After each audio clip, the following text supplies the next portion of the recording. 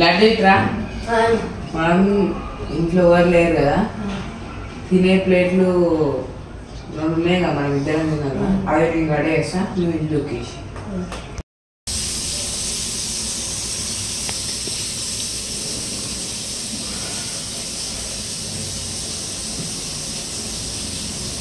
Hello చెప్పురా జాకీర్, ఏం చేస్తున్నావురా? అదే ఇల్లు ఉడుస్తున్నా. హలో చెప్పురా సంపత్, బాగున్నావారా? ఏం చేస్తున్నా? ఇల్లు ఉడుస్తున్నారా?